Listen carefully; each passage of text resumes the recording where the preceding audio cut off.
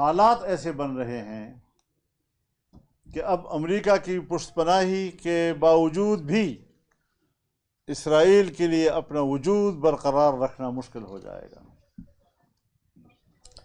کیونکہ دنیا نے دیکھ لیا ہے جو جنگ ایران تک آ پھیلی ہے یہ کس کا فیصلہ ہے؟ یہی وجہ ہے کہ ٹرمپ تنہا ہے اور یورپ بھی اس کا ساتھ نہیں دے رہا۔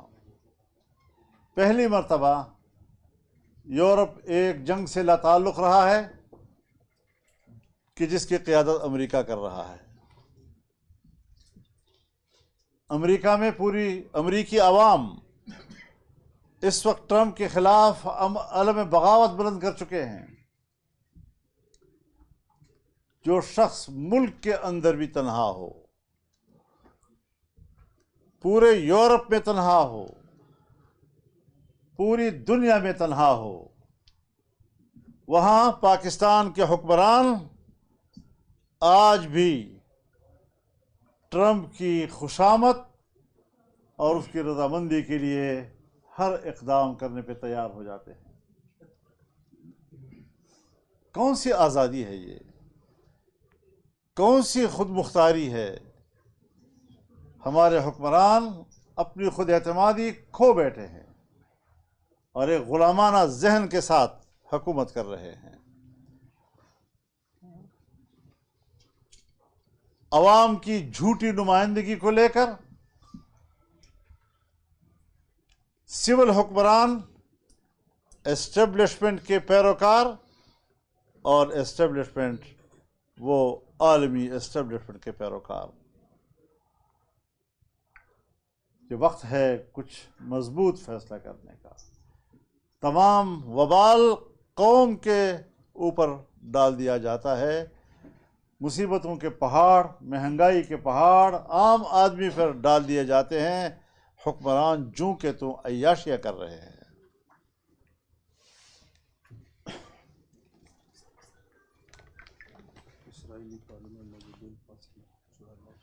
آج اسرائیل اس حد تک جری ہو رہا ہے کہ وہ ایک نئے قانون کے ذریعے سے فلسطینیوں کو پھانسیوں تک لے جائیں گے۔ تمام قیدیوں کو پھانسیوں تک لے جانے کے لیے ایک قانون بنا دیا گیا ہے۔ یہ قانون جنیوا انسانی حقوق کنونشن سے متصادم ہے۔ یہ قانون اقوام متحدہ کے انسانی حقوق کے چارٹر سے متصادم ہے۔ اقوام متحدہ ہو یا جنیوا انسانی حقوق کنونشن اس کا فوری طور پر نوٹس لے، اسے انسانی حقوق کے منافی قرار دے اور قیدیوں کے حوالے سے جو عالمی قانون ہے اس میں کسی قسم کی کوئی تبدیلی، جبر کی اجازت نہیں ہونی چاہیے۔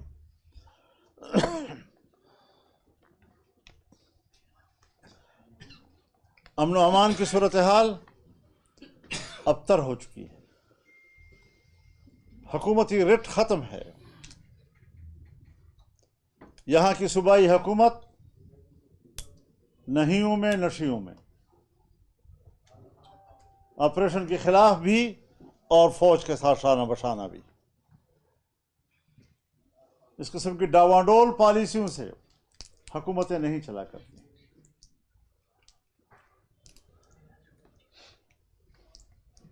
عوام کو ایک پرسکون حکومت چاہیے، ایک ایسی حکومت جو عوام کو بھی سکون دے سکے۔ حکومت بھی مضطرب اور عوام بھی مضطرب، یہ پھر اسٹیٹ نہ ہوا، اس کو کوئی اور نام دینا ہوگا۔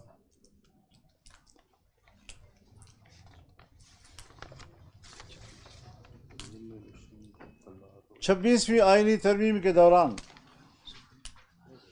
ہم نے کچھ ترامیم دی تھی جو تسلیم کر لی گئی تھی، لیکن اس پر عمل درآمد نہیں ہو رہا۔ 1 جنوری 2028 سے پاکستان کے اندر دستور کے مطابق اب سود بند ہوگا، لیکن 2026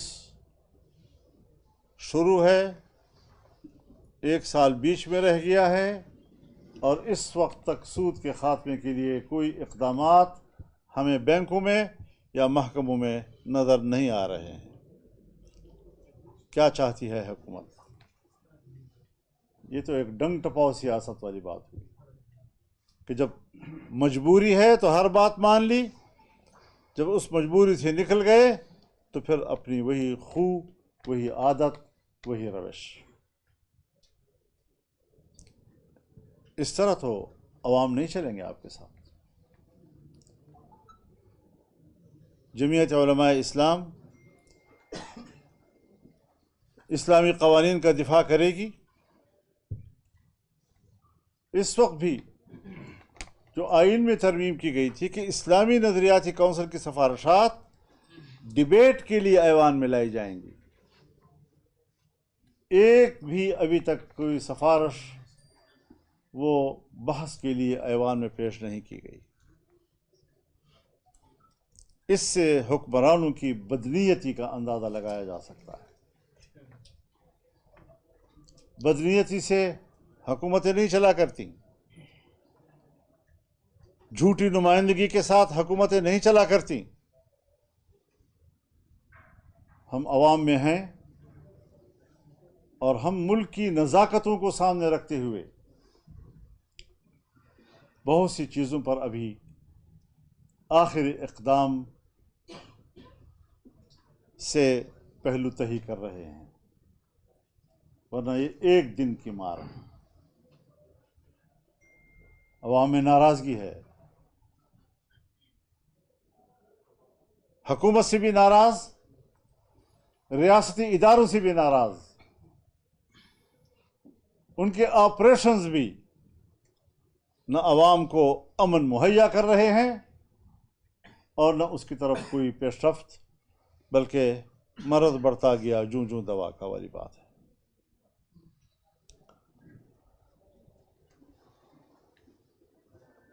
آج بھی 2024 کے الیکشن کی روش برقرار ہے۔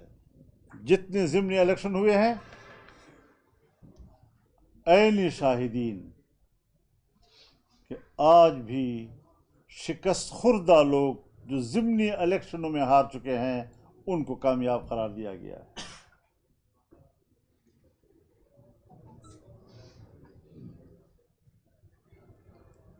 پانچ 5,000 ووٹ لینے والا ہارا ہوا ہے اور 500 ووٹ لینے والا جیتا ہوا ہے۔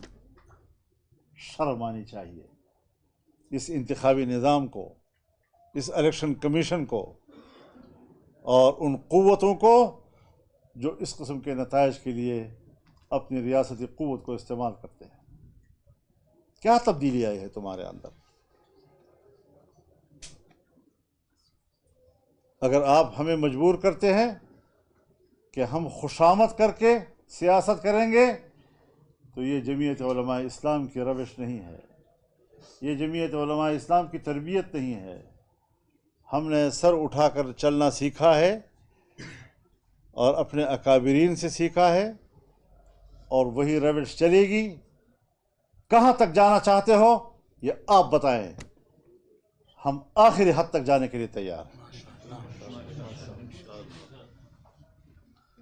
سمندر نے کہا مچھلی سے کب تک تیرتے رہو گے؟ تو مچھلی نے کہا جب تک تیرے اندر موجیں مارنے کی طاقت ہے اس وقت تک میرے اندر تیرنے کی بھی طاقت ہے۔ اس حوالے سے انشاءاللہ العزیز 12 اپریل کو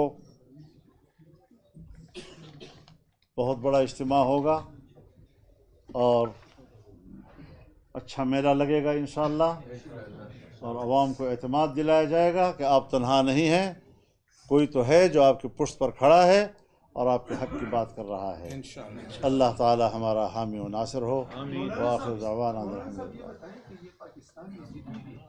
تبدیلیاں ہوتی ہیں ابھی جو حالیہ توانائی پروگرام کو وہ کرتی جس کی آپ نے بات کی کہ قیمتوں میں اضافہ، لیکن جب ہم دیکھتے ہیں کہ پاکستان میں جو بھی اسی طرح کے فیصلے ہوتے ہیں تو حکمران اور تمام جو لیڈنگ پارٹی کی لیڈرز ہیں وہ آپ کے گھر کے طواف کرتے ہیں آپ کے اگر آ کے آپ کے ساتھ ملاقات کرتے ہیں تو عوام تو سمجھتے ہیں کہ مولانا صاحب ان کے ساتھ جو ہے نا سلام مشورہ نہیں کرتے.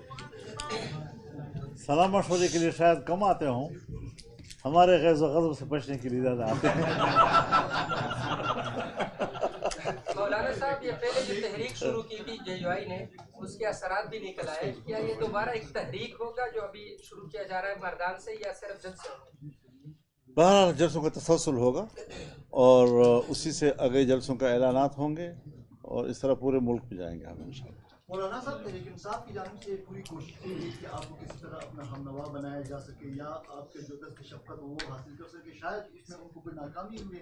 کل پھر ان کا ایک جلسہ تھا، اس میں آپ کے خلاف پھر نعرے لگے، تو کیا آپ کے اور تحریک انصاف کے درمیان جو رابطے تھے وہ ختم ہو چکے؟ جواب تو آپ نے خود دے دیا کہ کل آپ کے خلاف پھر نعرے لگ رہے تھے، لیکن ان کے آپ کو کوئی فرق تو نہیں آیا. اس کا مطلب یہ ہے مولانا صاحب حکومتی اتحادی جماعتوں نے اجلاس پارلیمانی اجلاس بلایا ہے، کوئی 28ویں آئینی ترمیم کی باتیں چل رہی ہیں، آپ کو کچھ اس حوالے سے اعتماد میں نہیں ہے کچھ باتیں؟